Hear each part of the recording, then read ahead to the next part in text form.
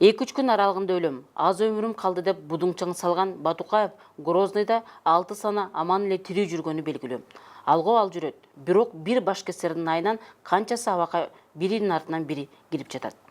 Алима Салянова Киримтөбеле Азиз Батукаевди мөөнөтүнөн мурда бошотулушуна байланыштуу 3-июндун кечинде кармалып 48 саатка Бишкек шаардык милициясынын убактылуу кармоочу жайына камакка киргизилген.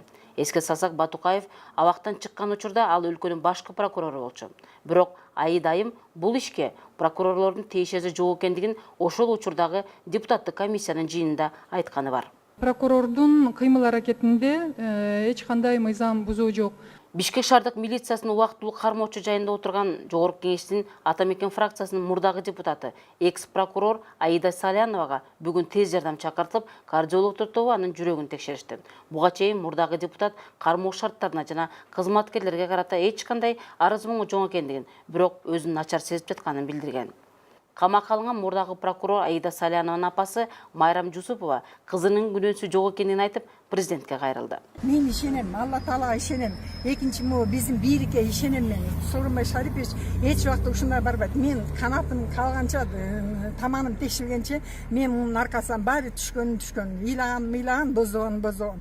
Бул эмне деген тамтык. Баламды тепигинтип дагы заказ менен өлтүрсө, кызымды муурикинде агыш деген жерине муунда каралап атса, мындай болбош керек да. Бул эмне өлкөдө жашап атабыз? Биз өлүп эле тынышыбыз керек. Мыйзамсыз өлкөдө балдарыбыз кантип жашайт? Ал эми Жогорку Кеңештин депутаты Рыскелди Момбеков Аида Саляновага карата кылмышчы козгоодо баш мыйзамдын беренелери бузулду деп баалады. Анын айтымында баш мыйзамдын беренелери боюнча мурдагы баш прокурорду жазык жоопкерчиликке тартыш үчүн Жогорку Кеңештин макулдугу керек болчу. Бирок депутаттардын макулдугу бүгүнкү күнгө чейин алынган жок. Батукаев боюнча ишти тергеп иликтөө милдети Ички иштер министрлигинин башкы тергөө кызматына жүктөлгөн. Ал эми Өзбекстандын президенти болсо, Ороз айттын алдында түрмөдөгү жүздөгөн кишиге ырайым кылды. Мамлекеттик маалымат каражаттары жазгандай, президенттин жарлыгына алайык, түрмөдөгү 361 адам чыгарылып, дагы 214 кишинин жаза мөөнөтү кыскартылды.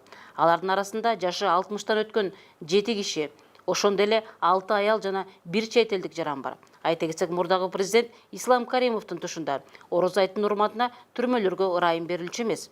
30 миллион халкы бар Өзбекстан Борбор Азиядагы 5 мамлекеттин ичинен ислам салттарын жана мурастарын бекем сактаган өлкө.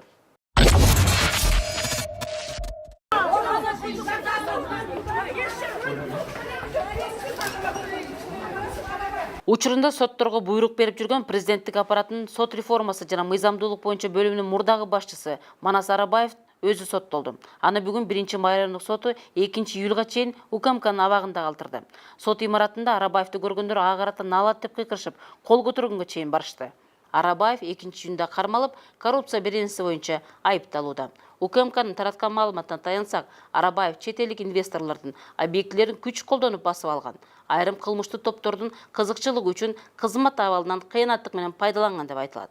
Сотко чейинки тергөө иштери учурунда Арабаевдин жогоруда кылмыштарга тийиштиги бар экендиги аныкталып, коррупция беренеси менен жоруктар менен кылмыштар бирдиктүү реестрине катталып, сотко чейинки териштирүү башталган. Эске салсак, Манас Арабаев ээлеген кызматынан өткөн жылдын 15 майында бошотулган. Жогорку Кеңештин депутаты Жанар Акаев учурунда президенттин аппаратындагы Манас Арабаев соттор үчүн кудай эле болуп калганын айтып сындаган болчу. Мына коомчулукта аты алып жүргөн Манас Арабаев деген соттор үчүн кудайдан кийинки адам болуп калган адам иштен кетти. Соттордо дагы, элдерде дагы эми кичине адилеттүүлүк болор деген үмүт пайда болду. Келгиле, Жогорку Кеңеш биз реформаны өзгөрүүнү мына өзүбүздөн баштайлы. Каржы полициясы Азаттыктын Кыргызстандан чыгарылган миллиондордун изи деген иликтөөсүнө байланыштуу тергөө тобун түздү. Бүгүн өкмөттө премьер-министр Мухаммедкалы Абылгазиевдин катышуусунда Азаттык радиосунун иликтөөсүндө айтылган фактыларды текшерүүнүн жүрүшү боюнча кеңешме болуп өттү. Абылгазиев тиешелүү органдарга териштирүүнү тездетүүнү тапшырды.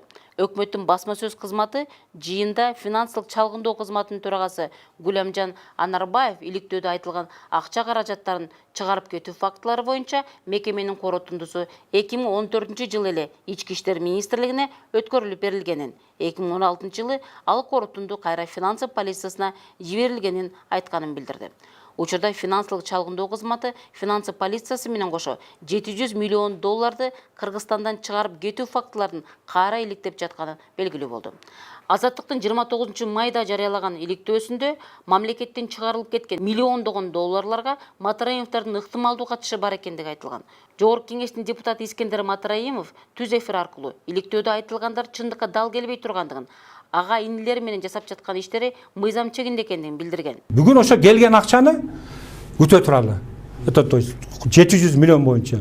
Укук коргоо органдары өзүнүн баасын берет, сиз айткандай Эдил мырза.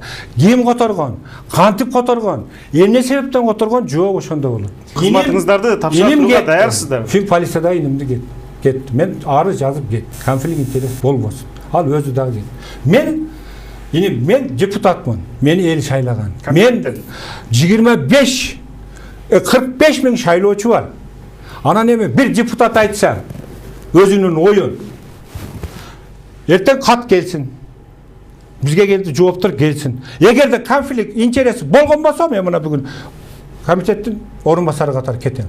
Айта кетсек, экономикалык кылмыштуулукка каршы күрөшүү кызматынын алдындагы коопсуздук жана ички иликтөө башкармаларынын жетекчиси Исламбек Матраимов да кызматтан кетти. Бул туурасында анын агасы депутат Искендер Матраимов 5-каналдагы эфир учурунда журналист Алит Тактакуновдун суроосуна жооп берип жатып айткан.